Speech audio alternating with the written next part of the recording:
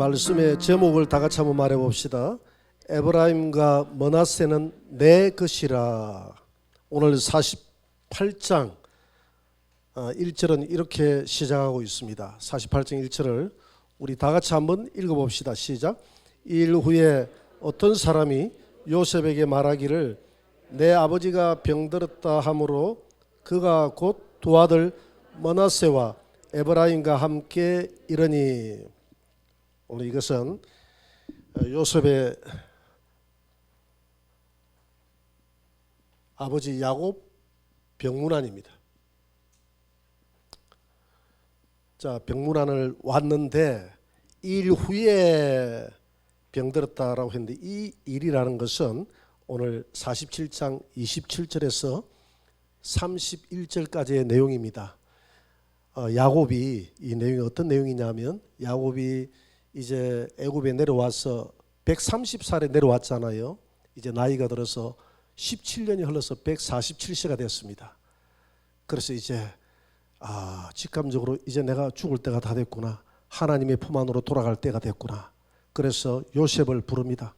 요셉을 불러서 자기의 허벅지에 손을 대게 합니다. 손을 대게 하면서 맹세하라고 그럽니다. 내가 죽고 나면 애굽에 내 시체를 묻지 말고 내 조상들이 묻혀 있는 저 헤브론 땅, 아브라함이 묻혀 있고 사라가 묻혀 있고 이삭이 묻혀 있고 리브가가 묻혀 있고 있는 그 땅, 헤브론 땅에 나를 장사해라.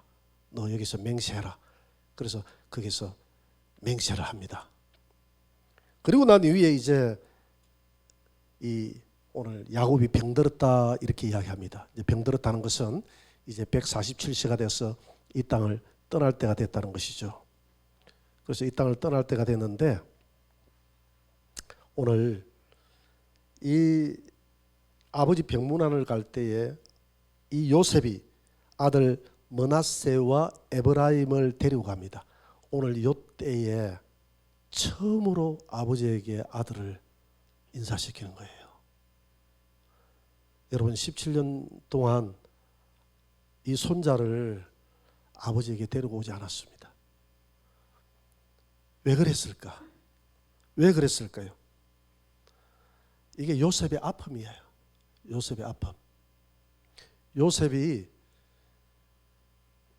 누구하고 결혼했습니까? 자기 혈통하고 결혼을 하지 못하고 애굽에 있는 그 애굽의 신전의 신을 섬기는 우상을 섬기는 제사장의 딸과 결혼을 했거든요. 거기서 태어난 아들이잖아요. 자식이잖아요. 그러니까 아버지 앞에 너무 미안한 겁니다.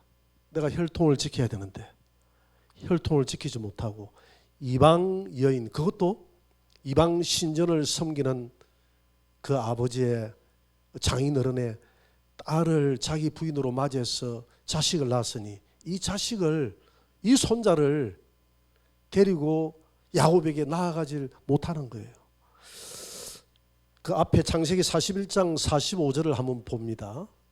같이 한번 읽어봅시다.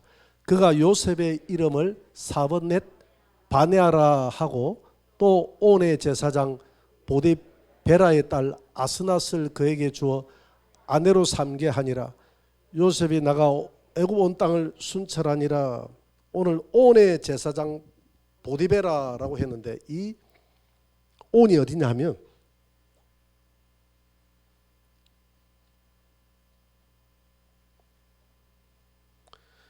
여기가 지중해고 여기 홍해 바다고 여기가 나일구 강 삼각주 아닙니까? 그죠? 삼각주면 애굽의 수도가 어디죠? 카이로 아니면 여기 카이로. 카이로에서 북쪽으로 북동쪽으로 약 한 11km 정도 올라가면 요 위쪽으로 여기가 온이에요. 온. 이 온의 제사장이다 이렇게 이야기했거든요. 이 11km 정도 올라가면 여기에 신전이 있었는데 태양신 라를 씁니다. 태양신.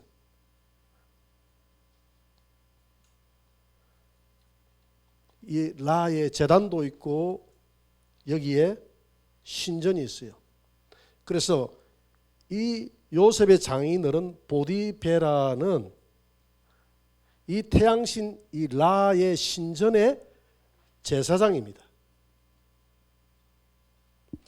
그래서 당시에 애굽의 지배계급 즉 왕족들은 왕비를 선택할 때에 이런 제사장 계급에서 왕비를 선택했어요. 이 제사장들은 국가에서 녹을 주는 가장 높은 계급에 속한 사람이거든요. 그러니까 지금 바로 왕의 입장에서는 지금 요셉을 왕족과 같은 반열에 대우를 한 겁니다.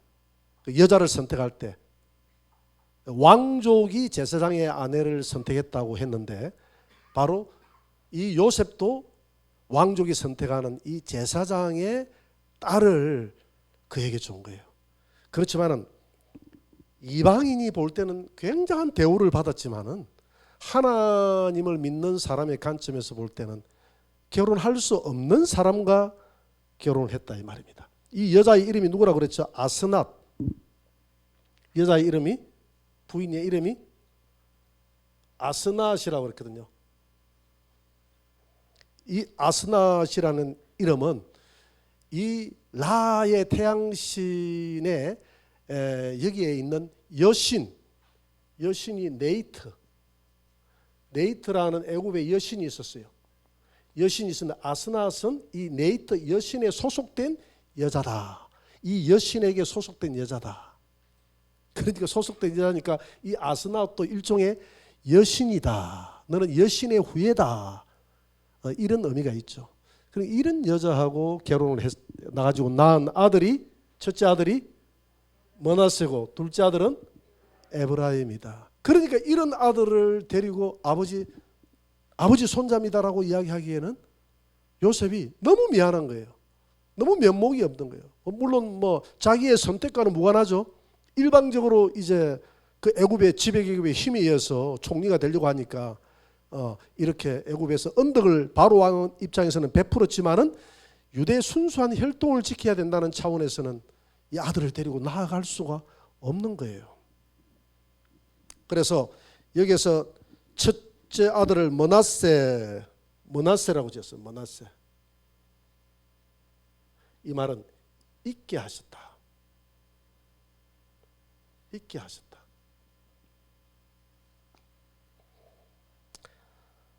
잊게 하셨다. 에브라임은 장성하다.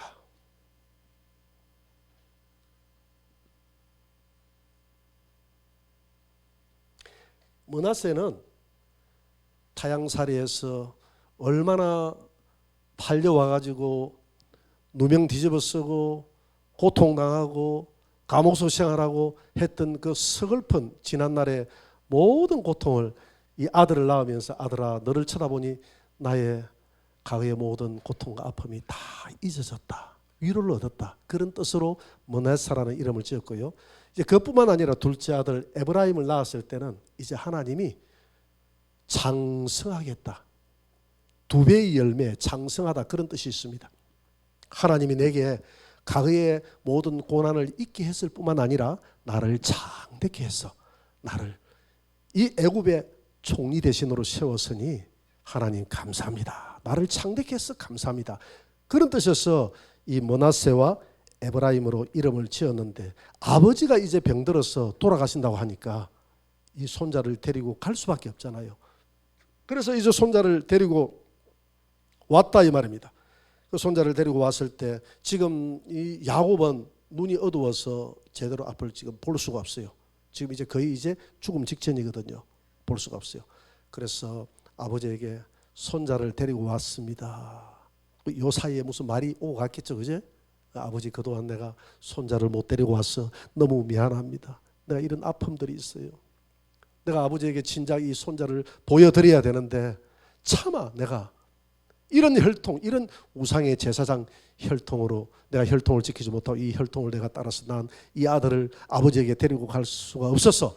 이 좀 뒤늦게라도 이제 아버지 돌아가시기 전에 이 손자를 인사시키러 왔습니다. 이렇게 이제 이야기를 하거든요. 이야기를 하니까 야곱이 뭐라고 이야기하느냐 하면 오늘 창세기 48장 5절을 한번 봅니다. 오늘 5절 이것이 핵심 오늘 내용인데요. 같이 한번 읽어봅시다. 내가 애굽으로 와서 내게 이르기 전에 애굽에서 내가 낳은 두 아들 에브라임과 므낫세는 내 것이라. 로벤과 시므온처럼 내 것이 될 것이요. 그러니까 이 에브라임과 므낫세는 야곱이 이사하기 전에 낳았다는 것을 알 수가 있겠죠. 그죠? 낳았는데 왜 야곱이 몰랐겠습니까? 손자가 있다는 것을 알았죠. 그래도 야곱은 그 손자를 내 앞에 데려오라고 이야기하지 않았어요. 이런 서로 아픔이 있었기 때문에. 그런데 오늘 이 자리에서 야곱이 뭐라고 이야기하느냐면 에브라임과 므낫세는 네게 아니라 내 것이다. 내 것인데 로벤과 시므온처럼 내 것이 될 것이다. 자, 이 말은 무슨 말이냐면 지금 요셉은 아버지의 이 두 아들이 혈통을 열만한 혈통이 아니잖아요. 즉 이방 혈통이잖아요. 너무너무 아픈데 야곱이 네가 낳았던 아들을 내가 손자로서 맞이하는 것이 아니라 내 양자로 맞이하겠다는 겁니다. 이해됩니까? 로벤과 시므온처럼 내 아들로 맞이하겠다는 겁니다. 내가 양자로 삼겠다는 거예요. 양자로 삼아서 12지파에 집어넣겠다는 겁니다. 12지파에 집어넣어서 시므온과 이 로벤처럼 장차 이 가나안 땅에 들어가서 12지파의 유업을 있게 해주겠다 이 말이거든요. 그러면서 그 다음 구절 48장 6절 한번 보세요. 이들 후에 내 소생은 이 둘 말고 이제 앞으로 낳는 너의 소생은 너 것이다. 너 것이 되면 야곱의 손자가 된다 이 말이죠. 영적으로 볼 때 네 것이 되고 그들의 유산은 그들의 형의 이름으로 함께 받으리라. 그러니까 이 말은 무슨 말이냐면 그때부터 므낫세와 에브라임 외에 자녀들이 태어날 거 아닙니까? 그들은 12지파의 땅을 못 받는다 이 말입니다.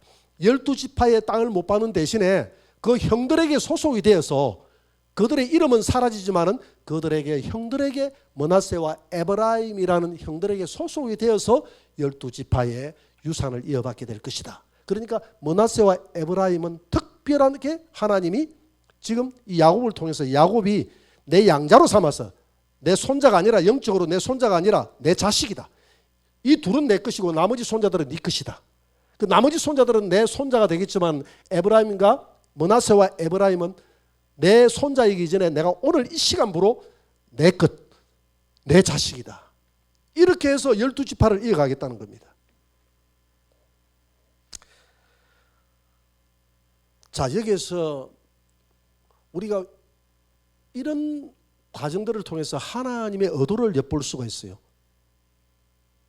하나님은 12지파를 선택할 때에 이렇게 순수한 혈통으로 하지 않고 이렇게 이방 혈통을 12지파에 집어넣었다는 것은 이건 복음의 하나의 모형이거든요. 앞으로 장차 신약에 와서 영적 12지파가 형성이 될 때에, 그러니까 신약에 와서 12지파는 이스라엘을 말하는 게 아닙니다. 오늘 영적 새 이스라엘이 바로 예수 믿는 저와 여러분들이 영적 새 이스라엘인 줄 믿으시기 바랍니다. 표면적 유대인이 아니다 그랬잖아요. 이면적 유대인이, 우리는 이면적으로 예수를 믿는 사람이 유대인인 줄 믿습니다. 영적 유대인이기 때문에 영적 유대인인 우리에게 12지파가 있는 거예요. 그때에 오늘 우리가 12지파인데 12지파를 하나님이 구성할 때 이스라엘의 육적인 12지파뿐만이 아니라 이방인들 혈통까지 다 집어넣어서 한 예수 그리스도 안에서 12지파를 만들겠다는 하나님의 복음의 의지가 담겨 있는 줄 믿으시기 바랍니다. 그래서 로마서 8장 15절을 한번 봅니다. 로마서 8장 15절에 보니까 다 같이 너희는 다시 무서워하는 종의 영을 받지 아니하고 양자의 영을 받았으므로 우리가 아빠 아버지라고 부르짖느니라. 우리가 하나님의 양자가 된 줄 믿습니다. 오늘 야곱이 그 이방 혈통, 도저히 하나님의 혈통에 들어갈 수 없는 너희 두 명을 내가 양자로 삼아서 내 호적에 집어넣어서 12지파의 계율을 있게 하시고 가나안 땅을 물려주겠다. 이 말은 가나안 땅은 천국이거든요. 천연왕국이거든요. 천연왕국의 그 왕자를 너에게 물려주겠다. 이 말은 앞으로 이방인인 저와 여러분들도 하나님이 우리를 택해서 불러서 우리를 양자 삼아서 하나님의 호적에 입적시키시고 저와 여러분들에게 하나님의 자녀가 되는 은혜를 베풀겠다라는 하나의 그림자요 모형인 줄 믿으시기 바랍니다. 그래서 이와 같이 예수님의 혈통에 이방인들을 막 집어넣었어요. 그래서 우리가 오늘 여기 체크를 해두고 마태복음 1장으로 넘어가서 한번 보면요, 마태복음 1장 4절에 보니까 이렇게 되어 있거든요. 람은 아비나답을 낳고 아비나답은 나손을 낳고 나손은 살몬을 낳고. 여러분, 이 살몬이 누구냐 하면 여리고성을 정탐할 때 두 정탐꾼이 있잖아요. 두 정탐꾼 중에 한 명이 누구다고요? 살몬입니다. 이 살몬이 어디에 들어갔죠? 술집 라합이라는 기생집에 들어갔을 때 기생이 이 살몬을 숨겨줍니다. 그래서 그때의 약속을 하죠. 내가 너를 살려주겠다 약속하죠. 그래서 붉은 줄을 내리면 살려주겠다 그러잖아요. 붉은 줄은 바로 예수 그리스도의 보혈의 줄인 줄 믿습니다. 그래서 그 집안 식구들을 다 모아놓고 붉은 줄을 내리고 나니까 한 명도 죽지 않고 여리고성에 있는 사람들은 다 전멸당했는데 이 가정만 살았어요. 이 살몬이 굉장히 어리가 있는 사람이에요. 그뿐만이 아니라 결혼까지 해가지고 그 술집 여자인 창기 이 라합을 자기의 아내로 삼습니다. 아내로 삼아서 결혼까지 해가지고 누구를 낳습니까? 또 한번 보세요. 여기 맞아요. 보아스를 낳잖아요. 보아스 하니까 누가 생각이 납니까? 룻의 생각이 나잖아요. 그래서 보아스가 이방 여자인 이 룻이 나오미를 따라서 모압 여자 아닙니까? 모압에서 올라와 나오미를 승인다 할 때 각별하게 그에게 관심을 주고 은혜를 베풀었던 이유가 보아스 자체가 어머니가 이방 여인이었고 창기였기 때문에 이 이방 여인이 예수를 믿겠다고 하나님을 믿겠다고 따라왔던 이 룻을 자기하고 신세가 비슷하니까 귀하게 여겨줬다 이 말입니다. 믿습니까? 귀하게 여겼을 뿐만 아니라 아내로 삼아줬어요. 그러니까 보세요. 이 라합도 이방 여자요.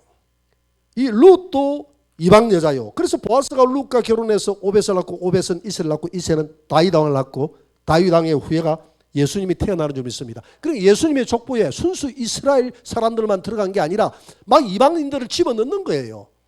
이와 같이 야곱이 순수 혈통을 지키지 못했던 12지파 중에서 이 므낫세와 에브라임을 집어넣는 것도 같은 맥락입니다. 하나님은 원대한 꿈을 안고 이스라엘 백성들만 내가 구원하는 것이 아니라 모든 만유를 구원하기 위해서 모든 이 땅에 있는 이방인과 유대인들이 예수 그리스도 안에서 한 혈통이 되게끔 그렇게 만들었다 이 말입니다. 그래서 이 므낫세와 에브라임은 야곱이 내 것이다. 그래서 혈통을 이어서 가나안 땅을 주겠다. 이거는 하나님의 의지를 나타내는 거예요. 하나님이 우리 이방인들을 너는 내 것이다. 너는 내 안에 양자 삼아서 하나님이 우리를 양자 삼아서 들어오면 저 가나안을 예표하는 천연왕국 영원한 천국을 너희들에게 유산으로 주겠다는 하나님의 복음에 대한 의지가 유대인들뿐만이 아니라 이방인들까지 미칠 것에 대한 하나의 예표였다. 할렐루야. 그래서 갈라디아서 3장 28절을 한번 봅니다. 갈라디아서 3장 28절을 보면 다 같이 시작. 너희는 유대인이나 헬라인이나 종이나 자유인이나 남자나 여자나 다 그리스도 예수 안에서 하나이니라. 유대인이 따로 없고 헬라인이 따로 없고 헬라인이 이방인 아닙니까? 그죠? 유대인과 헬라인이 따로따로 있는 것이 아니라 다 종이나 자유인이나 남자나 여자 다 예수 그리스도 안에서 하나로 통일됐다는 것입니다. 믿습니까? 그래서 에베소서 2장 18절 19절에서는 이렇게 말합니다. 이는 그로 말미암아 이는 예수 그는 예수거든요.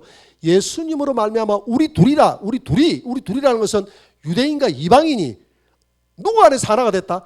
한 성령 안에서 우리가 하나가 된 줄 믿습니다.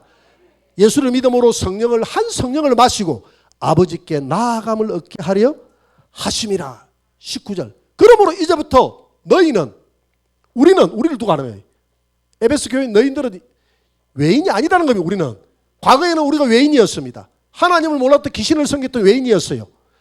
나그네도 아니요. 오직 성도들과 동일한 시민이요 하나님의 근속이라. 우리는 이제 예수 그리스도 안에서 한 성령을 마시고 예수님의 한 피가 흐르는 하나님이 우리를 양자 삼았기 때문에 우리는 예수 그리스도의 피가 흐르는 그런 하나님의 근속이 된 줄 믿으시기 바랍니다. 우리는 하나님의 근속이 됐어요. 그래서 교훈을 보면 두 번째 이 교훈 어떤 교훈? 에브라임과 므낫세를 양자 삼았던 이 교훈, 양자 삼아서 12지파를 이어가겠다는. 그래서 12지파가 레위까지 합치면 13지파가 되잖아요. 그죠? 그러니까 나중에 레위는 뺍니다. 그죠? 왜냐하면 레위는 제사장 지파이기 때문에 레위 지파는 하나님이 내 것이라고 해서 레위 지파는 12지파에 못이 없다고 그랬어요.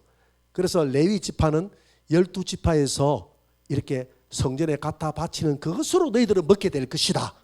그래서 레위 지파가 빠짐으로써 요셉 지파에서 므낫세와 에브라임이 들어가서 12지파가 되는 거예요. 이렇게 구성이 됐어요. 그래서 이런 교훈, 에브라임과 이 므낫세를 양자 삼아서 가나안 땅을 지파를 있게 하는, 영원한 천국을 있게 하는 이 교훈은 첫째, 우리를 양자 삼으신, 저와 여러분들 이방인들 우리를 양자 삼으신 하나님, 우리를 양자 삼았어. 하나님의 호적에 우리를 올렸다는 겁니다. 두 번째로 교회가 12지파. 이제는 신약에 와서는 누가 12지파다고요? 교회가 12지파다. 지금 이스라엘 사람들은 12지파가 있어요. 그런데 12지파가 있는데 저들은 육적인 12지파고, 신약에 와서 표면적 유대인이 아니다 그랬잖아요. 신약에 와서 유대인들은 예수 믿는 성령의 인을 친 우리가 12지파요 영적 유대인인 줄 믿으시기 바랍니다. 그래서 야고보서 1장 1절을 한번 봅니다. 다 같이 시작. 하나님과 주 예수 그리스도의 종 야고보는 흩어져 있는 12지파에게 문안하노라. 지금 야고보가 이스라엘 12지파에게 이 야고보서 편지를 보낸 게 아니잖아요. 누구에게 보냈습니까? 흩어져 있는 교회들에게 편지를 보냈잖아요. 교회들에게 보낼 때 12지파에게 보낸다 그랬어요. 이 말은 무슨 말이에요? 우리가 오늘 예수 그리스도 안에서 영적 12지파가 되었다는 겁니다. 믿으십니까? 우리가 영적 이스라엘이 되었다는 거예요. 영적 이스라엘이기 때문에 이스라엘은 자식이 12지파가 있거든요. 그래서 영적으로 볼 때 우리에게는 12지파가 있는 줄 믿으시기 바랍니다. 그래서 계시록 21장 12절입니다. 가나안 땅은 12지파가 들어가는 땅 아닙니까? 그래요, 안 그래요? 그러니까 가나안 땅을 예표하는 곳이 천연왕국인 줄 믿습니다. 그럼 천연왕국 12지파가 들어가야 되잖아요. 그죠? 왜? 가나안 땅의 실상이 천연왕국이니까. 그러면 천연왕국의 예루살렘 성을 한번 봅니다. 천연왕국 때 하늘에서 내려오는 예루살렘 성. 다 같이 시작.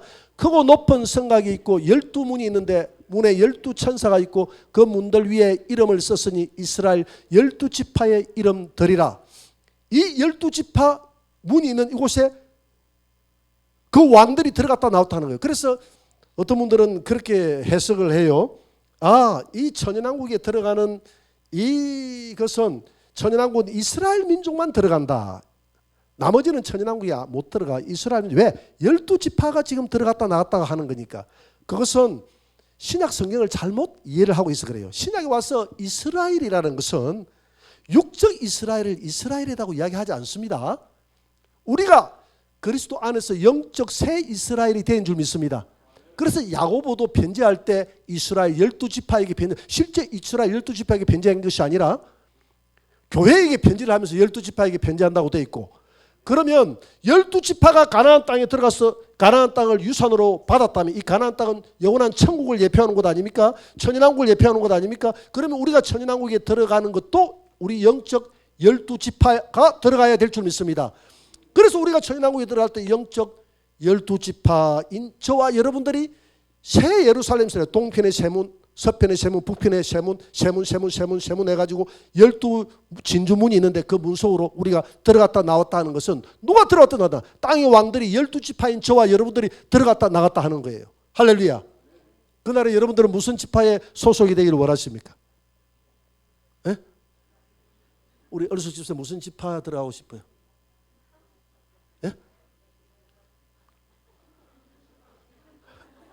윤호 집사님 무슨 지파에 들어가고 싶어요? 에? 유다 지파. 욕심도 많으시네. 다한 지파는 아무도 안 하려 하더라고.